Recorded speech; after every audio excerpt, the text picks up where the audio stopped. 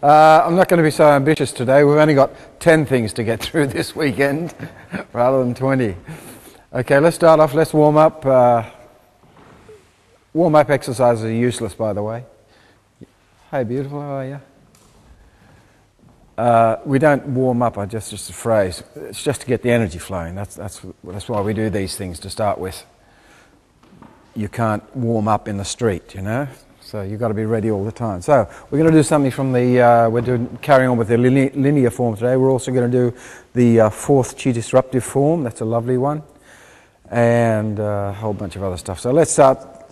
See how I'm doing with my hand? Just like that. The hand goes on top there like that. And then it's just a palm strike with the hand like that. This nice little circular move. And through, see how the right hand is yin, and then it's releasing that yang energy as it comes through. Typical Bagua, and it's in a reverse stance. So we're going to come here and bang. That's just the first part of this. That's quite obvious what it is, just throwing the punch there, really.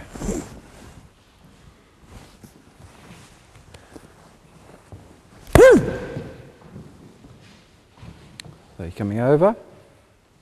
Now you're going to release that energy like so. You can do this as slowly as you want. You don't have to go like that. Just because that's just getting you ready for the low. With all of these things, those of you who've been with us from the beginning, who haven't been with us from the beginning rather, these are to show you that you have enough power to literally kill someone with one hand if need be in a self-defense situation.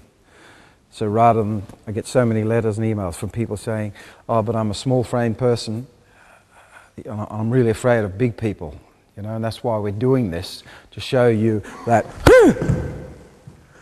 that, of course, into the neck, he's dead meat straight away. So let's just get that happening. Just do it softly at first. You don't want to damage your hand if you've got any arthritic condition in your hands or anything like that. Just to build it up, just make sure you're not going. You're not pushing him. It's always got to be one of those movements with the waist. And the most important thing here is to release the energy. Don't go like that and then push through. You see, it comes over yin and then releases yang. And it's got to be a shake of the waist, left, right, left. So this, when your hand is striking the thing, this is getting back to basics now.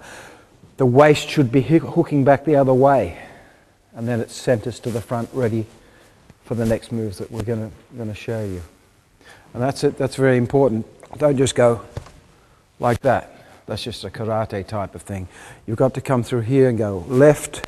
That throws your hand out, and as you make contact, your waist hooks back the other way. Pa! That's the way we get that energy stored in the background out and into the object you're hitting. So just doing it softly, just show you it's got to go. See how the waist goes?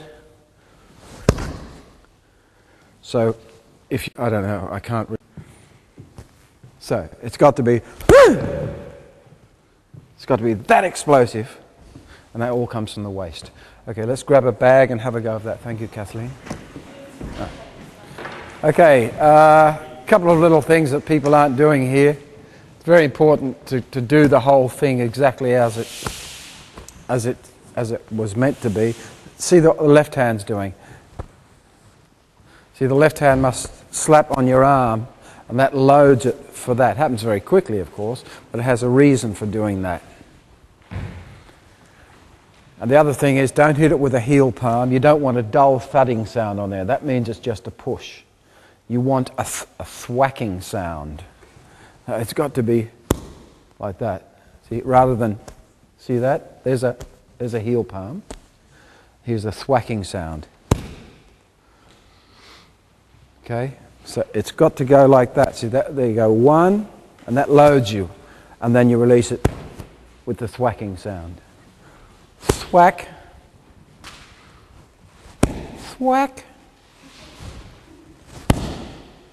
Okay, so that you've got to make sure that you're not doing something like this, something like that, using all your muscle power. It's just got, you can do it you can have the same principle if you're working with a smaller person. You can have exactly the same principle and get the same amount of training as doing it hard. You've got to do it hard just to know that you can do it, of course, but it's the same doing this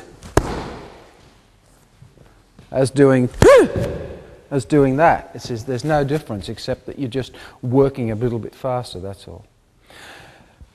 Okay. I'll show you the next move. I'll show it to you on a solo level first. So from here, don't forget, the left hand must hit your other one. I'll throw a punch you like. Watch. This is why you're doing that. Here's his punch slowly. So it's the left hand that takes it, the right hand that comes up underneath, you see?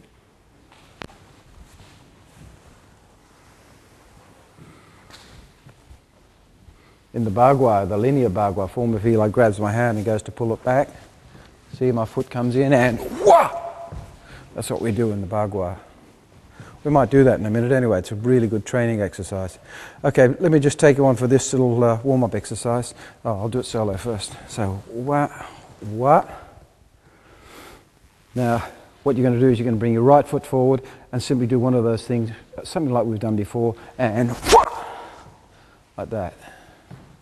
Using your waist again, the leg is just a pendulum. So you throw your waist out to the left, you see, it's not going like this. You're not using these to pull your leg back in. You've got to use it's got to be your waist pulling it back. You're going to do something with your arms in a minute as well, but after that strike to his neck, then this foot's going to come through and obviously to his leg. But you've got to get the waist happening.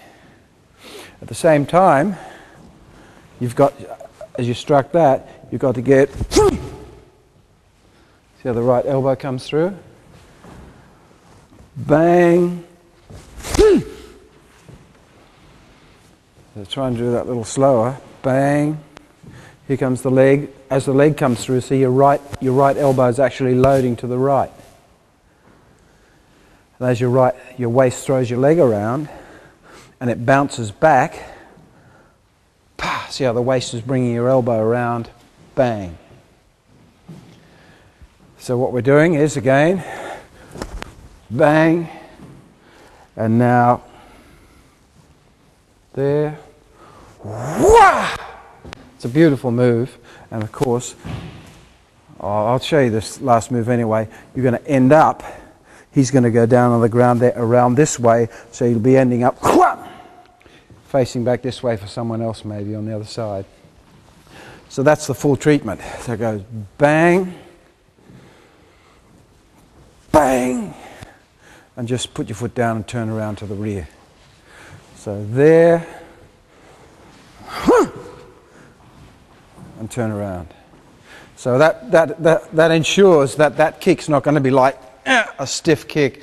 It's got to come back. Everything comes back. You remember, punches or kicks, so it's got to be bang. See how the kick comes back as you do the elbow? And then you just turn around. You can do that with your hands if you like, a bagua thing if you like. Just make sure you're facing the other direction. You can do that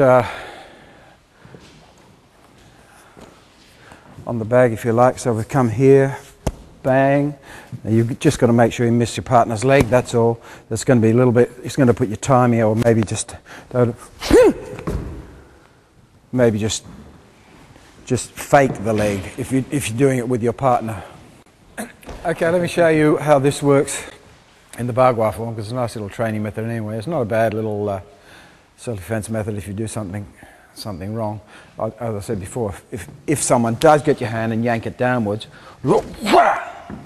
that's got to go straight into his leg, see? Bang, whoa! And this hand's out the front here, ready for someone coming from the front. And all he's got to do is get out of the way of it if he can. But it's a brilliant little thing because people just don't expect that. They're expecting you to do something here with the hand or maybe fall into him or something like that. They're not expecting this little twist round. It can happen very quickly. Look. So just try it in a bagua form. It's a little bit more than that, but that's all that really happens. This hand's going to go like that. See how this hand will go like that. That's breaking his hold for starters and sending what's called drilling energy forward.